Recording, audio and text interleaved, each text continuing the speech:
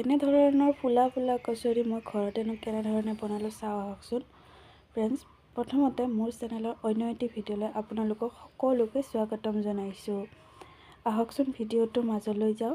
এয়া আটা প্ৰথমতে মই এখন কাঁহীত লৈ লৈছোঁ, লগতে মই কালজিৰা কেইটামানো লৈ লৈছোঁ আৰু ইয়াতে মই সোৱাদ অনুসৰি নিমখো দি দিম আৰু কেঁচা মিঠাতেল ধুনীয়াকৈ যিখিনি লাগে তাতকৈ ইয়াত অকণমান কেঁচা ধনিয়াও মই এড কৰি দিছোঁ। এইখিনিতে কওঁ যে যিসকলে মোৰ চেনেলটো নতুনকৈ চাই আছে প্লিজ চেনেলটো ছাবস্ক্ৰাইব কৰি দিব আৰু কাষতে থকা বেল আইকনটো বজাই দিব, যাতে আহিবলগীয়া ন'টিফিকেশ্যনসমূহ আগতে আপোনালোকে পায়।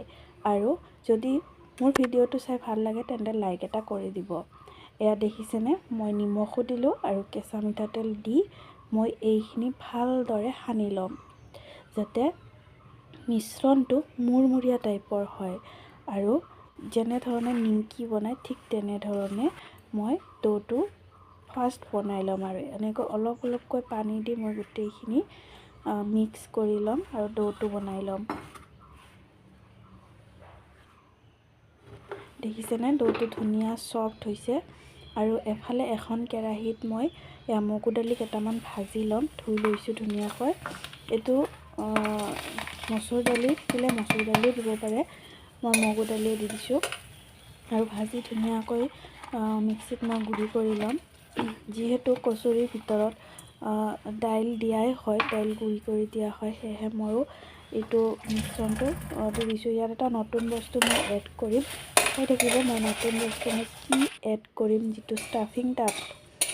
আৰু এয়া দেখিছেনে ধুনীয়াকৈ ভাজি লৈ মই মিহি কৰি ল'লোঁ মিক্সিত। এইখিনি মই এখন কাঁহীত ৰাখি দিলোঁ। এতিয়া মই পিঁয়াজ 3টা কাটি লৈছোঁ মিহিকৈ আৰু ধনিয়া, আদা, বিলাহী সৰুকৈ কাটি লৈছোঁ। এইখিনিও মই এতিয়া এখন কেৰাহীত গোটেইখিনি ভাজি ল'ম।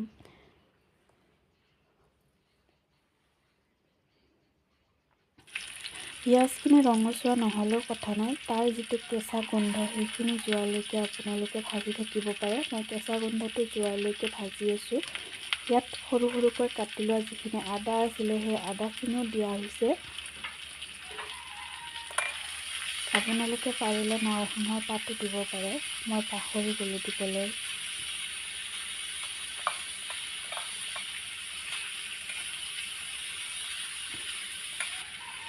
আৰু ইয়াত মই যিহেতু কেঁচা জলকীয়া দিয়া নাই, গতিকে মই শুকান জলকীয়া 2টা দি দিছোঁ আৰু নিমখো সোৱাদ অনুসৰি যিখিনি আপোনালোকে ব্যৱহাৰ কৰিব বিচাৰে সেইখিনি দিব পাৰে।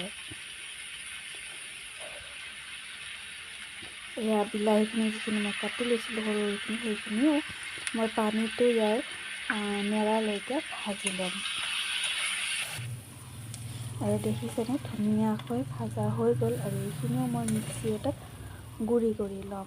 আৰু একেবাৰে বেছিকৈ মিহি নহ'লেও হ'ব, অকণমান টুকুৰা হৈ থাকিলে বেছি ভাল লাগে খাই। দেখিছেনে মই বেছি মিহি নাই কৰা। আৰু এইখিনি যিখিনি দালিৰ মিশ্ৰণ আছিলে সেইখিনিৰ লগত ধনিয়াখিনিও দি পেলাই ধুনীয়াকৈ মই মিক্স কৰি ল'ম।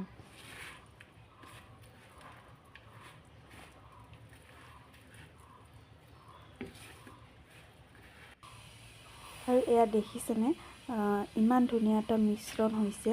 আৰু যিটো মোৰ আটাৰ ডো আছিলে সেইটোৰ সৰু লাডু কেইটামান বনাই ল'ম। আৰু সেই লাডুটো যেনেকৈ আপোনালোকে আলু পৰঠা বনাই ঠিক তেনেধৰণেৰে মাজৰ ভাগটো অকণমান ডাঠ ৰাখি পেলাই ছাইডটো পাতল কৰি দিব আৰু লাহে বহলাই দিব। আৰু মাজত মই যিখিনি ষ্টাফিং আছে সেইখিনি ভৰাই দিম, কিন্তু তাৰ আগতে গোটেইকেইটা মই আটাৰ লাডু ৰেডি কৰি লৈছোঁ। এতিয়া গোটেই সেইখনতে মই এনেধৰণেৰে ষ্টাফিংটো মাজত ভৰাই যাম। আৰু আটাৰ লাডুটোতকৈ লাডুটো বেছি হৈ গৈছে। দেখিছেনে মই অকণমান উলিয়াইও ল'লোঁ, যিহেতু মই মিক্স কৰিব পৰা নাছিলোঁ সেইকাৰণে মই উলিয়াই লৈছোঁ অকণমান। আৰু এয়া ধুনীয়াকৈ হৈ গ'ল। অকণমান ছাইডটো লাহেকৈ হালকা হালকাকৈ টিপি দিব যাতে পাতল হৈ যায় আৰু সিজি যায় ভিতৰ ফালে। আৰু গোটেইকেইটা ৰেডি কৰি মই এয়া এখন কেৰাহীত তেল দি লৈছোঁ। বেছিকৈ তেল নাই দিয়া, আপোনালোকে যদি তেলত ডুবাই বনাব বিচাৰে তেনেহ'লে ডুবাই বনাব পাৰে। আৰু মই ইয়াতে যিহেতু অলপ অলপকৈ বনাম সেয়েহে মই বেছি তেল নাই দিয়া আৰু এটা এটাকৈ মই দি গৈছোঁ। আৰু ইয়াতে এটা কথা মন কৰিছেনে বাৰু, কেৰাহীত যিটো তেল সেইটো ভালকৈ গৰম হোৱাই নাই, অলপ অলপ গৰম হৈ থাকোঁতেই মই দি দিছোঁ। কাৰণ কিয় ভিতৰলৈকে যিটো মিশ্ৰণ আছে সেইখিনি সিজিব লাগিব, সেয়েহে মই অলপ অলপ গৰম তেলত প্ৰথমতে ভাজি ল'ম আৰু ইলুটি শিলুটিকৈ দি দিম যাতে দুয়োফালে ধুনীয়াকৈ সিজি যায়। এনেকৈ অলপ অলপ গৰম তেলত মই ফাৰ্ষ্ট ভাজি ল'ম। চাই থাকিবচোন ফ্ৰেণ্ডছ ভিডিঅ'টি শেষলৈকে। আৰু এয়া দেখিছেনে ৰঙচুৱা হৈ আহিছেই প্ৰায়।